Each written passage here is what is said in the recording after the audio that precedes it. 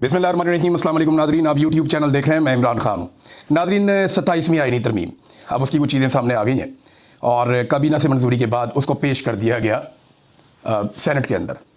देखें, कैबिनेट से मंजूरी के लिए वज़ीर आज़म पाकिस्तान में है ही नहीं और वहाँ से ऑनलाइन एक काबीना का इजलास होता, इतनी इमरजेंसी है नहीं, ऐसे पाकिस्तान में कभी भी आईनी तरमीम नहीं हुई। लेकिन क्योंकि ये आईनी तरमीम बहुत इंपॉर्टेंट है और इस आईनी तरमीम के बगैर गुजारा नहीं है और इस आईनी तरमीम की इस वक्त अशद ज़रूरत है, लिहाजा फौरी तौर पे कोशिश की गई कि चलो जहाँ भी प्राइम मिनिस्टर इसको करवाएं। तो कैबिनेट की अप्रूवल के बाद जनाब, और कैबिनेट की औकात क्या है, सारे वहाँ पे इकट्ठे किए हुए हैं फॉर्म 47 वाले। किसी को पता ही नहीं है कि उसका अपना मैंडेट किधर था, तो तरमीम उन्होंने किधर से पढ़नी है। उन्हें कहा गया जी ये तरमीम आप पास कर देंगे, पास करते हैं। तरमीम उठा के उन्होंने भिजवा दी सेनेट में। अब तरमीम क्या है, इसके ना बहुत सारे पहलू हैं। इसका अदलिया के ऊपर भी असर पड़ेगा, बहुत सारे ओहदों पर असर पड़ेगा।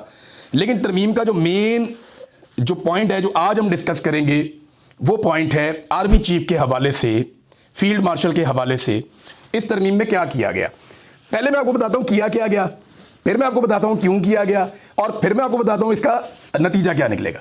सबसे पहले तो जनाब आप ये देख लें, ये बहुत सारे लोगों ने इसके बारे में लिखा है, तो ये एक तहरीर है जहां से मैं आपको बता रहा हूं कि एक्चुअली इन्होंने 27वीं आईनी तरमीम में पाकिस्तान की अस्करी कमान के ढांचे से मुताल्लिक कई नई शिकें आईने पाकिस्तान में शामिल कर दी हैं।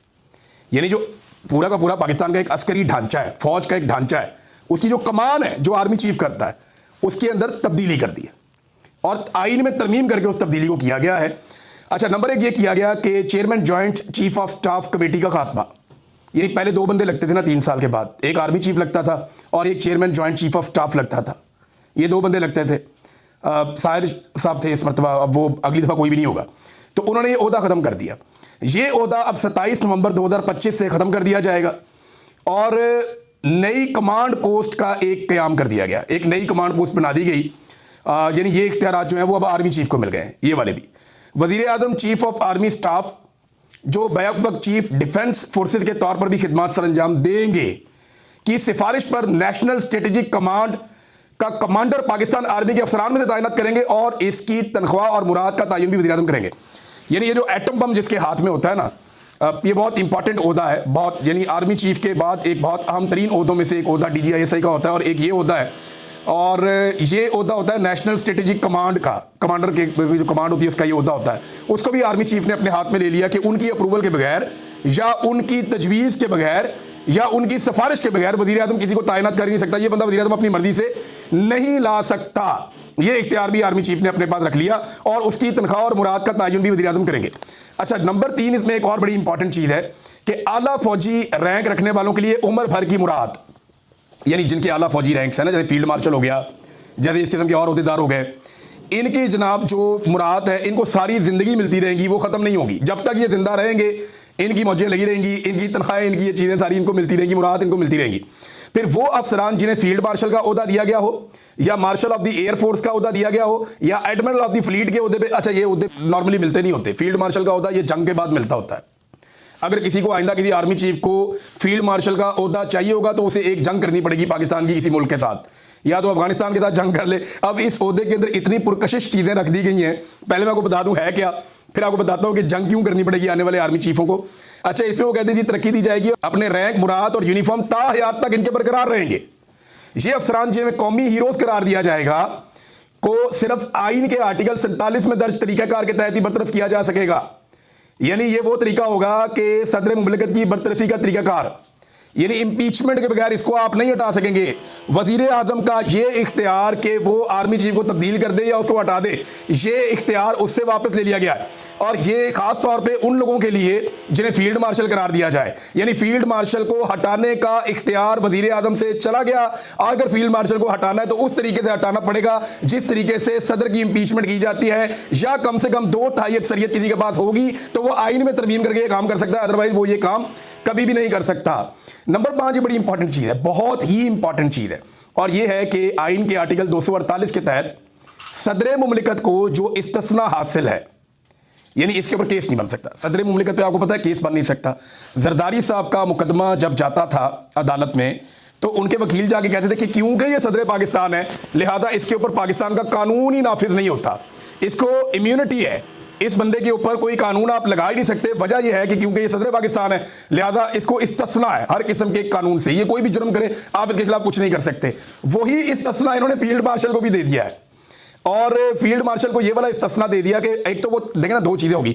एक तो फील्ड मार्शल रहेगा अब ताहयात, नंबर 2 उसको मिलती रहेंगी मुराद हमेशा पूरी जिंदगी के लिए, नंबर 3 पूरी जिंदगी उसके ऊपर कोई मुकदमा नहीं बन सकेगा, आप उसके ऊपर कोई केस नहीं कर सकेंगे। यानी आसिम मुनीर साहब अपनी लाइफ में पूरी जिंदगी में कुछ भी करें, ये राह चलते किसी को कत्ल कर दें, ये किसी के साथ कोई ज्यादती कर दें, कोई जुल्म कर दें, आसिम मुनीर साहब किसी के साथ कोई फ्रॉड भी कर दें, ये कुछ कर दें दुनिया के अंदर, आसिम मुनीर साहब के खिलाफ अब पाकिस्तान का कानून कभी कोई कार्रवाई नहीं कर सकेगा। वजह यह है कि इनको ताहयात इस्तिस्ना मिल गया है, क्योंकि ताहयात रहेंगे। देखिए ना, इस्तिस्ना तो ओहदे को मिला है और ओहदा इन्होंने लिख दिया कि ताहयात रहेगा और ओहदे के साथ मुराद भी ताहयात रहेंगी। ये आगे आपको बात समझ, आगे चले। अच्छा जी, कमांड खत्म होने के बाद की जिम्मेदारियां, यानी अगर इनकी कमांड खत्म हो जाती है, फर्ज करें कि आर्मी चीफ की मुद्दत पूरी हो जाती है, लेकिन फील्ड मार्शल वो शख्स सारी उम्र रहेगा, लेकिन आर्मी चीफ की मुद्दत खत्म होने के बाद जब शहबाज शरीफ एक नया आर्मी चीफ ले आएगा या नवाज शरीफ ले आएगा या इमरान खान ले आएगा, कोई भी, जब एक नया आर्मी चीफ आ जाएगा तब भी ये इख्तियार मौजूद रहेगा कि वफाकी हुकूमत इन अफसरान की आइंदा जिम्मेदारियां और फ़राइज़ कौमी मुफाद के तहत तय करेगी कि आइंदा जनाब इनसे हमने क्या काम लेना है या ये आइंदा क्या काम कर सकते हैं। ये है जनाब तमाम तरमीम। मैं सिर्फ एक आपको बता रहा हूँ, अभी मैं अदलिया वाले मामले पे नहीं गया, अभी मैं बाकी मामला पे नहीं गया, अभी सिर्फ हम फोकस करते हैं कि आर्मी चीफ वाले मामले के ऊपर ये तरमीम क्या है और ये हो क्या रहा है और ये किया क्यों जा रहा है। देखें, इनमें हमें 3-4 चीज़ें एक दफ़ा फिर मैं क्लैरिफाई कर दूँ। इसका फ़र्क क्या पड़ेगा? फ़र्क ये पड़ेगा कि मौजूदा जो फील्ड मार्शल आसिम मुनीर साहब हैं, ये अब सारी ज़िंदगी फील्ड मार्शल रहेंगे, नंबर 1। नंबर 2, इनके पास बाकी तमाम फोर्सेस की कमांड भी आ जाएगी। नंबर 3, जो अहम तरीन पोस्ट है जहां पे पाकिस्तान के स्ट्रेटेजिक बहुत बड़े बड़े एटम बम ये वो सब, वो कमांड भी इनकी मुशावरत के साथ ही बंदा आएगा या इनकी सिफारिश के साथ बंदा आएगा। इनकी सिफारिश के बाद वज़ीर आज़म कुछ नहीं कर सकता। नंबर 4, इनको ताहयात, क्योंकि इन्होंने फील्ड मार्शल रहना है तो ताहयात इनको इनकी मुराद मिलती रहेंगी। नंबर 5, जब ये ताहयात फील्ड मार्शल रहेंगे तो ताहयात इनको एक इस्तिस्ना आइन में मौजूद रहेगा कि इनको कोई छेड़ नहीं सकता, इनको कोई उंगली नहीं लगा सकता, इनके ऊपर कोई केस नहीं बन सकता। पाकिस्तान का कोई थाना, कोई FIA का दफ्तर, कोई किसी भी एजेंसी का दफ्तर, कहीं पे कोई मुकदमा आसिम मुनीर साहब के ऊपर नहीं बन सकेगा। वजह क्या है कि उन्हें एक कानूनी इस्तिस्ना हासिल हो चुका है और ये आइन में दर्ज कर दिया गया है कि उनके खिलाफ कुछ नहीं होगा। वैसे ये लगे हाथों जरदारी ने और गवर्नर ने भी ले लिया कि सारी जिंदगी के लिए इसके अंदर उन्होंने शामिल किया हुआ है। अभी तरमीम पास नहीं हुई, लेकिन शामिल इन्होंने करवाया हुआ है कि जरदारी को भी और जो गवर्नर थे उनको भी, यानी सदर को भी और गवर्नर को भी, जितने भी हैं उन सबको भी ताहयात इस्तिस्ना होगा, उन्हें कभी भी उनके ऊपर कोई केस नहीं बनेगा। लेकिन इसका इतलाक जो है वो आइंदा से करेंगे, पीछे से नहीं करेंगे। अभी वालों को फायदा देंगे, पहले वालों को बिल्कुल फायदा नहीं देंगे। पहले वालों को दिया तो उमर चीमा बाहर आ जाएगा, पहले वालों को दिया तो बाकी लोग जो है उनकी भी बचत हो जाएगी। लिहाजा यहां पे ये आगे से चलेंगे, पीछे से नहीं चलेंगे। और ये भी इसमें सुनने में आ रहा है कि वज़ीर आज़म को भी ये पेशकश जो है वो इसकी आइन के अंदर होगी। चले, अभी हम क्योंकि फोकस कर रहे हैं सिर्फ आर्मी चीफ के मामला में, तो आखिरी चीज़ उसके अंदर ये रखी गई जो फाइनल है कि फील्ड मार्शल जब मौजूद रहेगा, जब बूढ़ा हो जाएगा, जब उसका दिल करेगा, दिल भर जाएगा कि यार मैं अब ये काम नहीं करता, आप दूसरा बंदा आर्मी चीफ ले आए, उसको लाकर लगा दें, फील्ड मार्शल मैं रहूँगा, मुराद मुझे मिलती रहेंगी और ना सिर्फ मुराद मिलती रहेंगी बल्कि मुझे इस्तिस्ना भी हासिल रहेगा, मेरे ऊपर किसी किस्म का केस भी नहीं हो सकेगा। ये चीज़ हो गई। लेकिन फिर एक शिक और रख दी गई कि हुकूमत तब भी इसको कोई काम देना चाहेगी तो दे देगी, यानी उसके बाद भी, रिटायरमेंट के बाद भी ये फिर भी काम करता रहेगा, लेकिन जो इसका फील्ड मार्शल का होता है उससे कभी रिटायर नहीं होगा। अब इसको आईनी तहफ़्फ़ुज़ दे दिया गया और अगर इन्हें कभी हटाना पड़ा तो वज़ीर आज़म से इख्तियार भी ले लिया गया। सदर वज़ीर आज़म किसी के पास कोई इख्तियार नहीं है, इनको हटाने के लिए आपको पूरा एक आईनी तरमीम करनी पड़ेगी, या तो 2/3 अक्सरियत से, या फिर जिस तरह सदर पाकिस्तान की इंपीचमेंट होती है वैसे आप फील्ड मार्शल को हटाएंगे। अब ये तो होगी नाज़रीन तरमीम। इस तरमीम की वजह क्या है ये आपको ज़रा समझना पड़ेगा। नंबर 1, इसकी वजह यह है कि आसिम मुनीर साहब को पूरा यकीन है कि इमरान खान वापस आ रहा है। उन्होंने सब कुछ करके देख लिया, लेकिन फील्ड मार्शल आसिम मुनीर को पूरा यकीन है, जैसे दिन की रोशनी में आपको दिन का यकीन होता है ना, ऐसे आसिम मुनीर साहब को पूरा यकीन है कि वो इमरान खान का रास्ता नहीं रोक पाएंगे। उन्हें पता है कि इमरान खान का रास्ता रोकना नामुमकिन है, इमरान खान वापस आएगा और इसी बात का उन्हें खौफ है। यानी आसिम मुनीर साहब को इस बात का खौफ है कि अगर इमरान खान वापस आएगा तो मेरे साथ क्या होगा, या अगर अवामी हुकूमत आ गई तो मेरे साथ क्या होगा। ये जो खौफ है ना, ये जीने नहीं देता, ये खौफ इंसान को सांस नहीं लेने देता, ये खौफ आपको ज़हनी तौर पे इंतशार का शिकार कर देता है, परेशानी का शिकार कर देता है। अपने उस खौफ से बचने के लिए आसिम मुनीर साहब ने अपने इर्द गिर्द आइन की एक दीवार खड़ी की है। इसको आप समझ लें, सिंपल कर लें। आसिम मुनीर साहब को इस बात पे पूरा ईमान है उनका, और उन्हें इस बात का पता है कि हर हाल में इमरान खान ने वापस आना है, और आसिम मुनीर साहब की बस हो गई है। उन्हें पता चल गया कि इस आदमी का रास्ता नहीं रोका जा सकता, ये प्रेशर आना ही आना है। अभी ये ट्रंप के बलबूते पे थोड़ा पाकिस्तान की हुकूमत और एस्टेब्लिशमेंट उछल कूद कर रही है, लेकिन बड़ी जल्दी ये भी बंद हो जाएगी। ट्रंप इनका चेजा लगा रहा है, वो मैं आपको बताऊंगा किसी और वीलॉग में वो उनके साथ कैसे खेल रहा है, वो आपको बाद में बताते हैं। लेकिन ये बात आप ध्यान में रख लें कि आसिम मुनीर साहब डरे हुए हैं इमरान खान से। उनको पता है कि ये बंदा आ गया या अवामी हुकूमत आ गई तो हमने जो कुछ कर छोड़ा इस मुल्क के साथ, उसका खुमियाजा हमें भुगतना पड़ेगा। ये जो कुछ हमने इस मुल्क के साथ किया है, इस मुल्क के लोग और इसका कानून हमसे पूछेगा। तो अब उन कवानीन से बचने के लिए या उन चीज़ों से बचने के लिए एक तरीकाकार इख्तियार किया गया है कि एक आईनी दीवार खड़ी की गई है अपने इर्द गिर्द। उस दीवार के अंदर क्या है कि मैं सारी ज़िंदगी रिटायर ही नहीं होऊंगा, मुझे सारी ज़िंदगी मुराद मिलती रहेंगी, मुझे जो है सारी ज़िंदगी इस्तिस्ना रहेगा, मेरे ऊपर कोई केस नहीं होगा, और मुझे हटाया भी नहीं जा सकेगा। अगर हटाना है तो या तो 2/3 अक्सरियत लेकर आओ या मुझे सदर पाकिस्तान की तरह इम्पीच करो, और मैं जब चाहूँगा किसी भी हुक्मरान से कह के कोई और ओहदा भी ले लूँगा और उसको इंजॉय करूँगा। ये है आईनी तरमीम 27वीं में आर्मी चीफ की हद तक चीज़ें। अब इमरान खान साहब जो हैं उनके लिए आज सेलिब्रेशन का दिन है, और उनकी पार्टी के लिए भी एक तरह से, एक तो उन्हें इसकी मुखालफत करनी चाहिए फुल। ये फ़र्द वाहिद के लिए एक आईनी तरमीम हो रही है। ऐसा नहीं होता कि आप फ़र्द वाहिद के लिए आईनी तरमीम करें। आपने एक अजीब रास्ता खोल दिया है कि अब हर आर्मी चीफ जो आएगा वो फील्ड मार्शल बनना चाहेगा। फील्ड मार्शल बनने के लिए उसको या तो जंग करनी पड़ेगी अफगानिस्तान से, या ईरान से, या इंडिया से। चाइना से तो हम जंग लड़ नहीं सकते, तो या वो इंडिया से आगे जंग करेगा, या अफगानिस्तान से करेगा, या वो ईरान से करेगा। फिर मीडिया के अंदर अपनी बल्ले बल्ले करवाएगा, और उसके बाद जनाब वो अपने आप को फील्ड मार्शल बना देगा। जब वो फील्ड मार्शल बन जाएगा तो यही सारा कुछ उसको भी मिल जाएगा। देखिए ना, आपने हर आर्मी चीफ के लिए रास्ता खोल दिया कि जब वो आए तो उसको फौरी तौर पे फील्ड मार्शल बनने के लिए एक जंग करनी होगी, और वो जंग में उतर जाएगा कौम को लेकर। कभी मैं तो फील्ड मार्शल बनना चाहता हूं, आर्मी चीफ तो इतना रह गया है, फील्ड मार्शल तो इतना बड़ा है। फील्ड मार्शल को तो इस्तिस्ना है, फील्ड मार्शल की तो मुराद ताहयात है, फील्ड मार्शल का ओहदा ताहयात है। फील्ड मार्शल पे सारी जिंदगी केस कोई नहीं हो सकता। फील्ड मार्शल को कोई वजीर आजम, कोई किसी का बाप भी हटा नहीं सकता, लिहाजा उसको हटाने का तरीका भी बहुत मुश्किल कर दिया है। तो मैं तो बनूंगा फील्ड मार्शल जो आर्मी चीफ बनेगा, और फील्ड मार्शल बनने के लिए वो वही करेगा जो जरूरी है, यानी एक आधी जंग या लड़ाई करनी पड़ेगी, उसके बाद कोई फील्ड मार्शल का ओहदा मिलता है। अदरवाइज तो ऐसे फील्ड मार्शल का ओहदा कोई सड़कों पे तो नहीं मार देता रेडियो की तरह।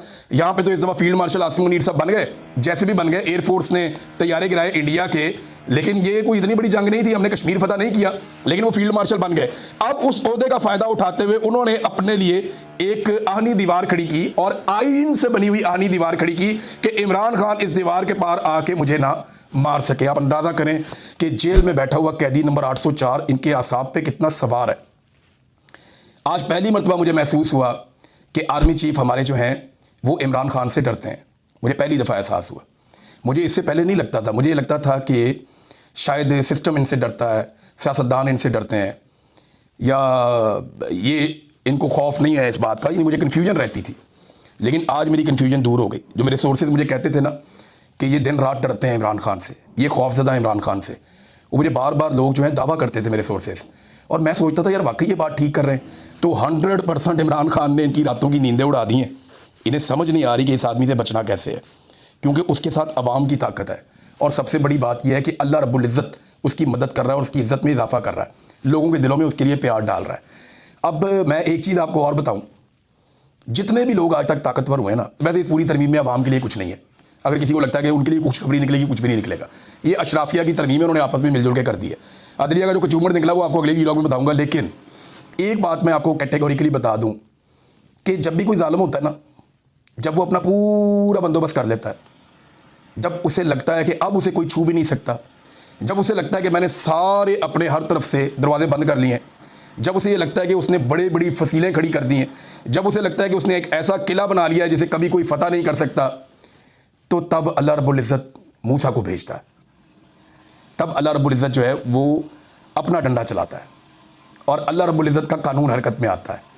मैंने बड़े बड़े ताकतवर लोगों को मलिया मेट होते हुए देखा, तारीख़ की किताबों में पढ़ा कि जब वो मुतमईन हो गए और उन्हें लगा, और कुरान पाक में भी अल्लाह ताला कहते हैं कि अल्लाह ताला उस वक्त पकड़ता है जब वो वहमो गुमान भी नहीं होता उनका। कौमों को अल्लाह ने ऐसे पकड़ा कि जब उनका वहमो गुमान नहीं था, जो बड़े सरकश लोग थे, जब उनका वहमो गुमान भी नहीं था, उनको 1% भी इम्कान नहीं था, तब मेरे अल्लाह ने उनको पकड़ा बेखबरी में।